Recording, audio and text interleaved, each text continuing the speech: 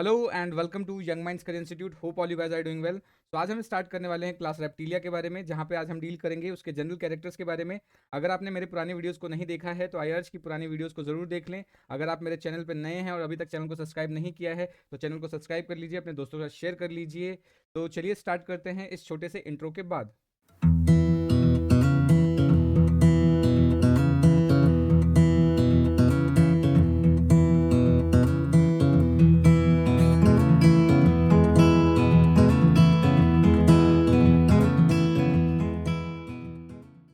तो चलिए स्टार्ट करते हैं general characters of class reptilia. सबसे पहले हम समझेंगे ये जो क्लास रेप्टिलिया है आपकी, क्लास रेप्टिलिया, ये जो नाम है वो नाम उसके ड्राइव्ड हुआ है on the basis of their locomotion. ये रेप्टिलिया किस तरीके से लोकोमोशन करते हैं। तो लोकोमोशन, इनका जो लोकोमोशन होता है रेप्टिलिया का, वो कैसा होता है, क्रॉलिंग या फिर क्रीपिंग मूवमेंट शो करते हैं। ठीक है, तो जो रेप्टिलिया है named on the basis of locomotion,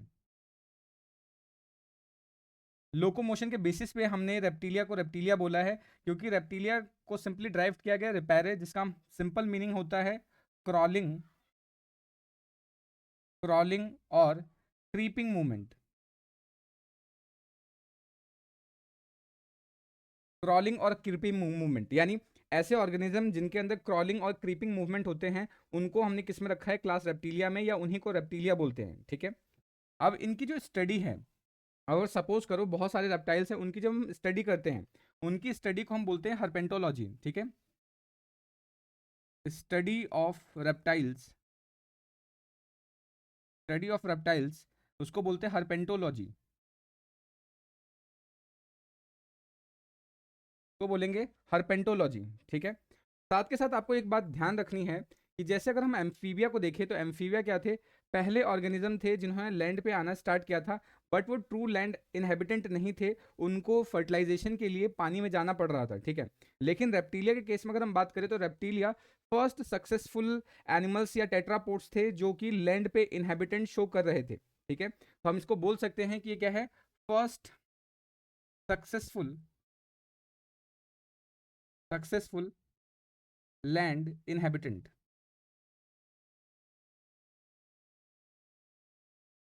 first successful land inhabitant थे ये। ठीक है, सबसे इंपॉर्टेंट चीज अगर हम ये बात करें यहाँ पर, तो प्रीडोमिनेंटली ये कैसे होते हैं, टेरिस्ट्रियल होते हैं, यानी मैक्सिमम इनकी जो प्रजाति है वो क्या होगी, टेरिस्ट्रियल होगी, जमीन पे पाई जाएगी। साथ के साथ यहाँ पे आपको किस तरीके का मूवमेंट देखने को मिल जाता है, क्रीपिंग मूवमेंट देखने को मिलता है, साथ के साथ बरोइंग मूवमेंट देखने को मिलता है। यानी मैक्सिमम जो स्पीशीज है क्लास रेप्टिलिया की, वो आपको टेरिस्ट्रियल देखने को मिलेगी। उसके अलावा कुछ आपको एक्वेटिक भी देखने को मिल सकती है जो पानी में रहते हैं, जैसे टॉर्टोराइज हो गया। ठीक है, उसके बाद मोस्टली क्या होते हैं, कार्निवोरस होते हैं। कार्निवोरस का मतलब किसी अपने फूड के लिए दूसरे एनिमल पर डिपेंड रहते हैं। ठीक है, साथ के साथ यहाँ पर लंग्स प्रेजेंट होता है, जिसकी वजह से ये एयर ब्रीदिंग होते हैं, यानी हवा में ब्रीथ करते हैं, वाटर के अंदर ब्रीदिंग नहीं होगा। यानी मोस्टली यहाँ पे जो आपको देखने को मिलता है वो एयर ब्रीदिंग देखने को मिलेगा, क्योंकि लंग्स प्रेजेंट होता है। टर्टल्स के अंदर एक स्पेशल टाइप की ब्रीदिंग और देखने को मिल जाती है, इसको बोलते हैं क्लोएकल ब्रीदिंग। इसको हम क्या बोलते हैं, टर्टल्स के अंदर क्लोएकल ब्रीदिंग बोलते हैं, क्लोएकल ब्रीदिंग। ये टर्टल्स के अंदर आपको देखने को मिल जाता है। ठीक है, जो अभी हम थोड़ी देर बाद डिस्कस कर लेंगे कि क्लोएकल ब्रीदिंग क्या होता है। अदरवाइज मैक्सिमम स्पीसीज के अंदर आपको क्या है, एयर ब्रीदिंग देखने को मिलेगा। ठीक है, साथ के साथ ये कोल्ड ब्लडेड होते हैं।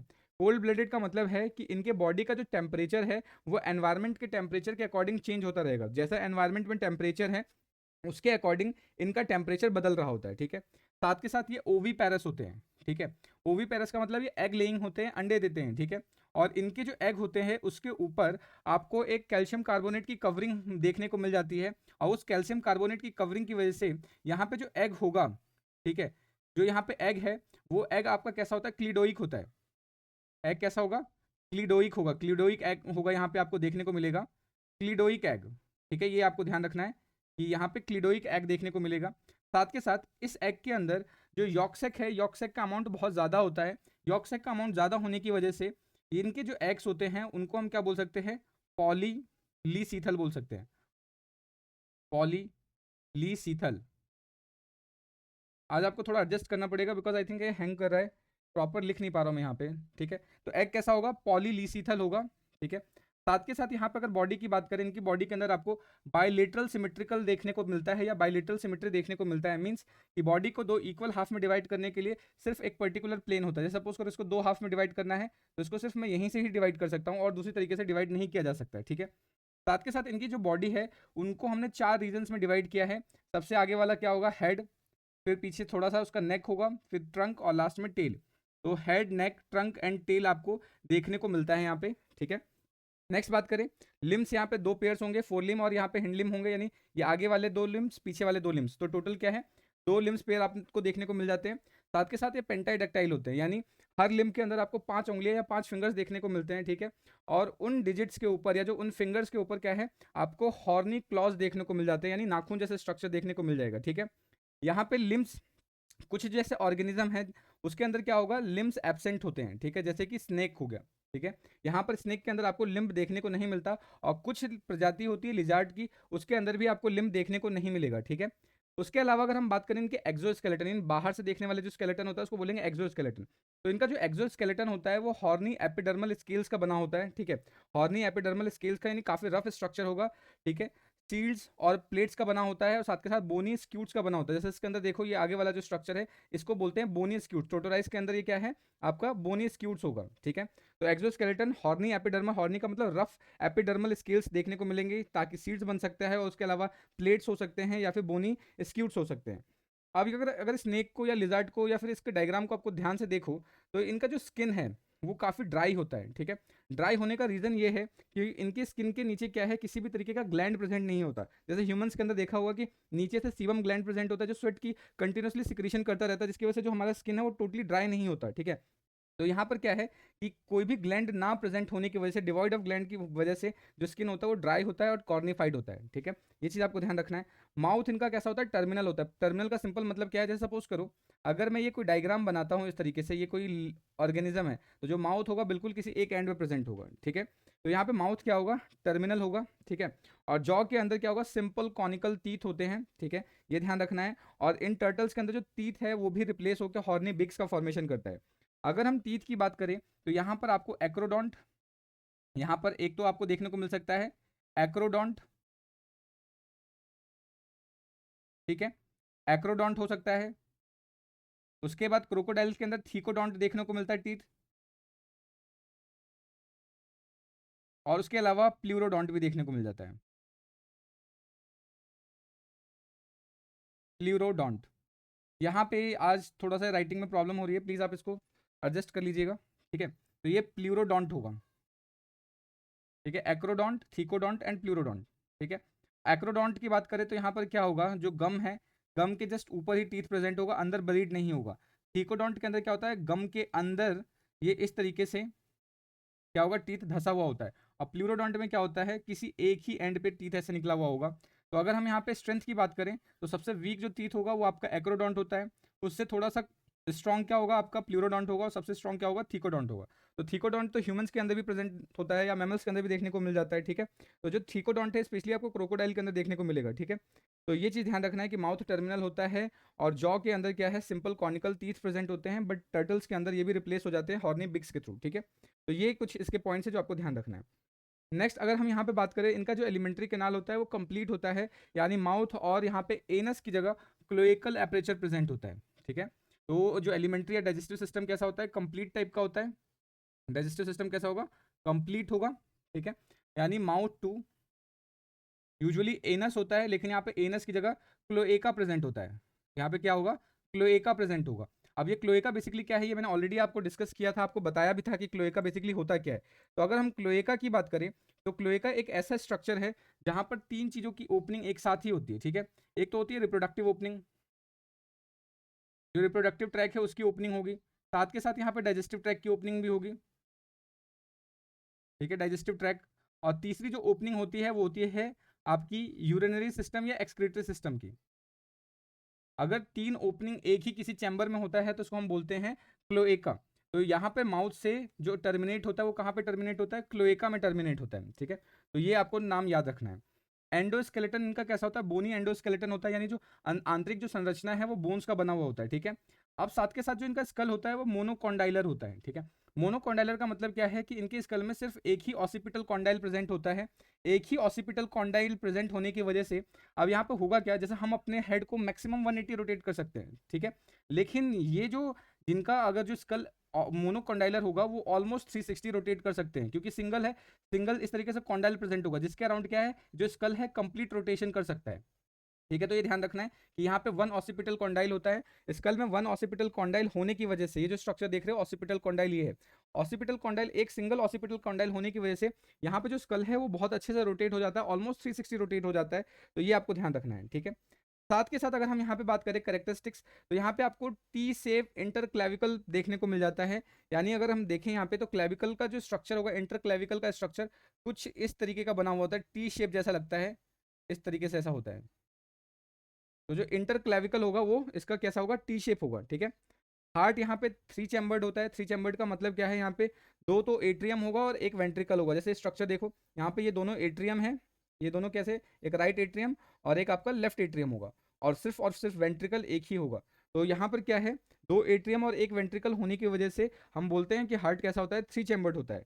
लेकिन ये एक एक्सेप्शन आपको देखने को मिल जाता है क्रोकोडाइल्स के अंदर, क्रोकोडाइल्स के अंदर जो हार्ट है वो 4 चैम्बर होता है। ऑल्दो क्रोकोडाइल एक रेप्टाइल है लेकिन फिर भी उसके अंदर आपको 4 चैम्बर देखने को, स्ट्रक्चर देखने को मिल जाता है हार्ट के अंदर, ठीक है।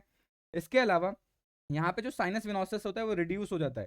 साइनस विनोसस वाला स्ट्रक्चर हमने मछलियों के अंदर देखा था, फिशेस के अंदर देखा था कि वहां पर क्या है कि 2 चैम्बर्ड हार्ट होते हैं तो उसके ऊपर क्या होता है, साइनस विनोसस होता है, ठीक है। तो यहाँ पे साइनस विनोसस रिड्यूस हो चुका होता है। उसके अलावा यहाँ पे 2 सिस्टेमिक आर्च प्रेजेंट होते हैं, और जो रेड ब्लड सेल्स होते हैं, यहाँ पे जो रेड ब्लड कॉर्पोसेल्स होंगे वो ओवल होते हैं और न्यूक्लिएटेड होते हैं, यानी उनके अंदर न्यूक्लियस प्रेजेंट होगा, आरबीसी के अंदर न्यूक्लियस प्रेजेंट होगा। ये आपको ध्यान रखना है कि आरबीसी के अंदर न्यूक्लियस प्रेजेंट होता है। साथ के साथ अभी जस्ट मैंने बताया ये कोल्ड ब्लडेड होते हैं। कोल्ड ब्लडेड का मतलब क्या है कि जो इनके बॉडी का टेम्परेचर है डिपेंड्स ऑन एनवायरनमेंट, ठीक है। तो body temperature depends on environment, depends on environment.